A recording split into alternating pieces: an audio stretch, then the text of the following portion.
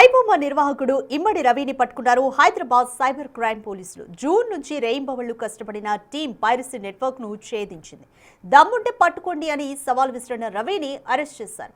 కేసును ఛేదించిన పోలీసులను రాష్ట్ర హోంశాఖ స్పెషల్ సీఎస్ సివి ఆనంద్ అభినందించారు. డీసీపీ కవిత సిపి సజ్జనార్ కు కంగ్రాట్స్ అని ట్వీట్ చేశారు ఆనంద్.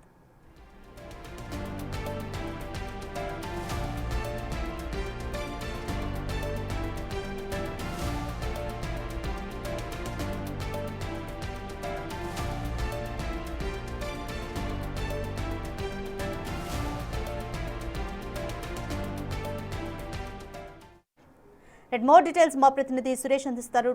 సురేష్, పైరసీకి సంబంధించి అందరూ కీలక నిందితులందరినీ కూడా ఇప్పటికే పోలీసులు అరెస్ట్ చేశారు. ఫైనల్ గా ఇమ్మడి రవిని కూడా హైదరాబాద్ సైబర్ క్రైమ్ పోలీసులు అరెస్ట్ చేశారు.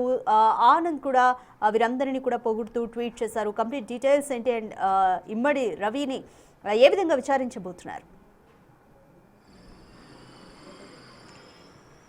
అంటే హైదరాబాద్ సిపిగా సివి ఆనంద్ ఉన్న సమయంలోనే పైరసీ పైన గత జూన్లో కేసు నమోదు చేయడం జరిగింది. అప్పుడే ఒక టీంని ఏర్పాటు చేసి సైబర్ క్రైమ్ డీసీపీ కవిత నేతృత్వంలో మొత్తం ఈ పైరసీకి సంబంధించిన నిందితులు ఎవరెవరు ఎక్కడెక్కడ ఉన్నారో వారికి సంబంధించిన పూర్తి వివరాలు తెలుసుకొని వారందరినీ అరెస్ట్ చేయాలని చెప్పేసి కూడా అప్పుడు సిపిగా ఉన్నటువంటి సివి ఆనంద్ ఆదేశాలు జారీ చేయడం జరిగింది. ఇక్కడ నిందితుడు రవి సివి ఆనంద్కి పర్సనల్గా ఒక మెసేజ్ పెట్టాడు. దమ్ముంటే నన్ను పట్టుకొని చూద్దామని చెప్పేసి కూడా ఆయన మెసేజ్ పెట్టడం జరిగింది. నన్ను పట్టుకోలేరు సిటీ పోలీసులు అని చెప్పేసి విదేశాల్లో ఉండి మెసేజ్ చేయడం జరిగింది. ఈ మెసేజ్కి సంబంధించి సివి ఆనంద్ ఇప్పుడు స్పెషల్ హోమ్ సెక్రటరీగా చీఫ్ సెక్రటరీగా ఉన్నాడు కాబట్టి ఆయన డీసీపీ కవితను హైదరాబాద్ సిపి సజ్జనర్ను అభినందిస్తూ ఆయన ట్విట్ అంటే ఎక్స్ వేదికగా అభినందనలు తెలపడం జరిగింది.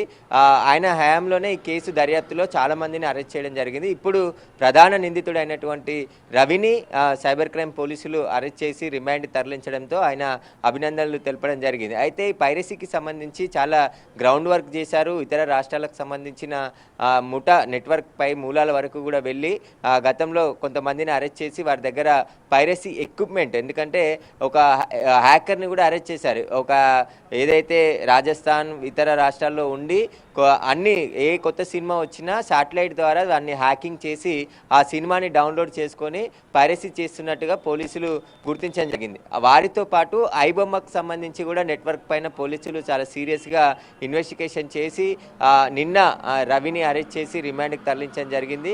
అయితే రవి పోలీసులకు సవాల్ విసిరడం జరిగింది. ఎందుకంటే తనని పట్టుకోలేరు, నేను విదేశాల్లో ఉంటాను, అసలు నేను ఎవరో తెలియదు, మీకు నన్ను పట్టుకోండి చూద్దామంటూ కూడా హైదరాబాద్ సిపిగా అప్పుడు ఉన్నటువంటి సివి ఆనంద్కే స్వయంగా మెసేజ్ చేసి సవాల్ విసిరిన సంగతిని సీరియస్గా పోలీసులు తీసుకోవడం జరిగింది. అందుకు వెయిట్ చేస్తూ వచ్చారు. అంటే సమయం కోసం పోలీసులు వెయిట్ చేశారు. రవి ఎలాగైనా ఇండియాకు వస్తాడు, ఇండియాకు వచ్చినప్పుడు ఆయన పాస్పోర్ట్ డీటెయిల్స్, ఆయనకు సంబంధించిన సెల్ ఫోన్ నెంబర్సు, ఆయనకు సంబంధించి ఐపీ అడ్రస్లు ఇవన్నీ కూడా ముందే సేకరించడం జరిగింది. ఆయన పైన ప్రత్యేక నిఘా పెట్టారు. ఎయిర్పోర్ట్లోనే అరెస్ట్ చేయకుండా ఆయన కుకట్పల్లి వచ్చిన తర్వాత ఎక్కడికి వెళ్తాడు, ఎక్కడ ఆయన అకామిడేషన్ ఉంటున్నాడు, అక్కడ ఏమైనా సమాచారం దొరుకుతుందనే సమాచారంతోనే పోలీసులు ఆయన ఇంటికి వెళ్ళిన తర్వాత ఇంట్లో ఉన్నాడని పక్కా సమాచారంతో సోదాలు చేసి అక్కడ కొన్ని ఎక్విప్మెంట్ కూడా స్వాధీనం చేసుకోవడం జరిగింది. ఇక్కడ ఇమ్మిడి రవి సాఫ్ట్వేర్ కంపెనీకి సీఈఓగా పనిచేసి ఈ పైరసీకి ఎలా దారి మళ్ళాడు, దీని వెనకాల ఉన్న నెట్వర్క్ ఏంటిది, వాటన్నిటికి సంబంధించి కూడా పోలీసులు దర్యాప్తు చేస్తున్నారు. ఇప్పటికే చాలా సమాచారాన్ని సేకరించారు. గత 5 నెలలుగా ఈ కేసుని దర్యాప్తు చేస్తున్నారు. అనేక మందిని అరెస్ట్ చేసి కస్టడీలోకి తీసుకొని వారిని కస్టడీలో విచారించి మొత్తం ఈ దేశవ్యాప్తంగా ఉన్నటువంటి నెట్వర్క్ అంతా కూడా ఎలా పనిచేస్తుంది, వాటికి సంబంధించి ఆపరేటింగ్ ఏ విధంగా చేస్తున్నారు, అదన్నిటికి సంబంధించి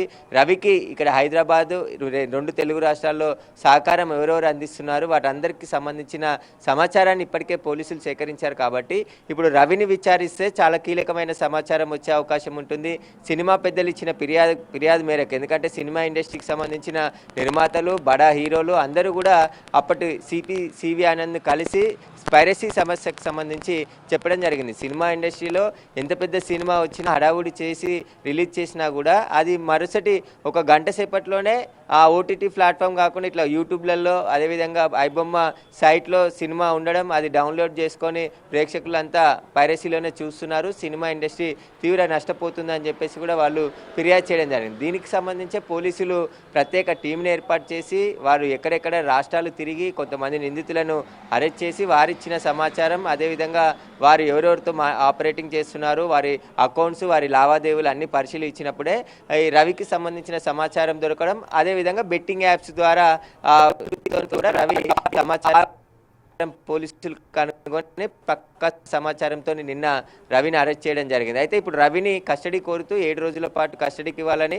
నిన్ననే మెజిస్ట్రేట్ ముందు పిటిషన్ దాఖలు చేసిన నిన్న సాయంత్రం అయింది కాబట్టి ఈరోజు ఆదివారం సెలవు ఉంది. రేపు సోమవారం రోజు నాంపల్లి కోర్టులో కస్టడీ పిటిషన్ పైన విచారణ జరిగి కస్టడీకి అనుమతిస్తే రవిని కస్టడీకి తీసుకొని సైబర్ క్రైమ్ పోలీసులు విచారించబోతున్నారు. ఆయనను విచారిస్తేనే ఈ కేసులో చాలా కీలకమైనటువంటి సమాచారం వచ్చే అవకాశం కనబడుతుంది. ఇంకా ఎవరెవరి పాత్ర ఉంది అంటే రవి ఒక్కడే ఈ నెట్వర్క్ అంతా నడిపించలేడు కాబట్టి దానికి సహకారం అందించింది ఎవరెవరు ఉన్నారు, వారికి సంబంధించిన పూర్తి వివరాలన్నిటిని కూడా రవి నుంచి రాబట్టి ప్రయత్నం పోలీసులు చేసే అవకాశం కనబడుతుంది. ఆయన అకౌంట్లో కూడా భారీగా డబ్బులని సీజ్ చేశారు కాబట్టి ఆ డబ్బులన్నీ ఎక్కడి నుండి వచ్చాయి, బెట్టింగ్ యాప్ల ద్వారా అకౌంట్లోకి వచ్చాయా లేకుంటే ఎవరి ద్వారా ఈ డబ్బులు వచ్చాయనే దానికి సంబంధించి కూడా సమాచారం సేకరించే అవకాశం కనబడుతుంది.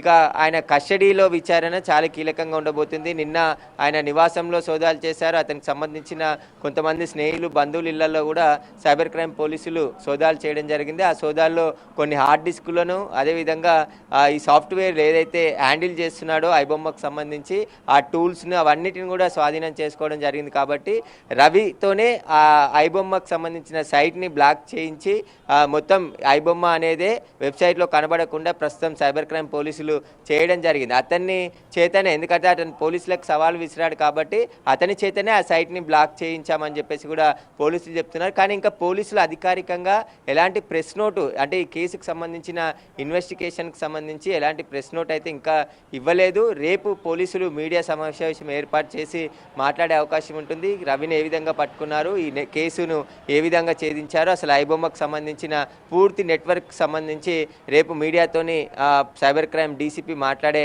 అవకాశం కనబడుతుంది. ఖచ్చితంగా ఆయనను కస్టడీకి తీసుకుంటేనే ఈ కేసులో ఉన్నటువంటి మిగతా నిందితులను కూడా అరెస్ట్ చేసే అవకాశం ఉంటుందని చెప్పి పోలీసులు భావిస్తున్నారు. కానీ ఎవరిని కూడా వదిలిపెట్టే ప్రసక్తి ఉండదు. ఖచ్చితంగా పైరసీ అనేది నేరము, పైరసీ ఎవరు కూడా చేయొద్దు. పైరసీ నెట్వర్క్ని బ్రేక్ చేస్తాం. ఖచ్చితంగా ఈ వెబ్సైట్లపై కూడా నిరంతరం సైబర్ క్రైమ్ పోలీసుల మానిటరింగ్ ఉంటుంది. ఎవరు ఏం చేసినా మంచికి సోషల్ మీడియాని వాడాలి తప్ప ఇలా పైరసీల కోసం లేదా ఇతర కార్యకలాపాల కోసం వాడితే చట్ట ప్రకారం వారిపైన కఠిన చర్యలు తీసుకుంటామని చెప్పేసి కూడా పోలీసులు ఇప్పటికే హెచ్చరికలు జారీ చేయడం జరిగింది.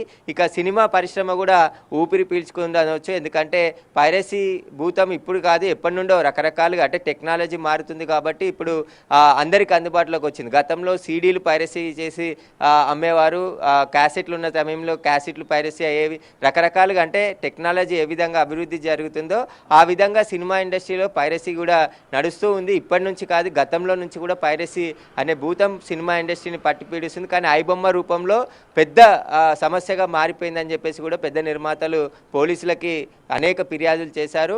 జూన్ నుండి అంటే గత 5 నెలల నుంచి కూడా ఈ కేసుని ఇన్వెస్టిగేషన్ చేసి నిందితుడిని పట్టుకోవడం జరిగింది. Right, thank you Suresh.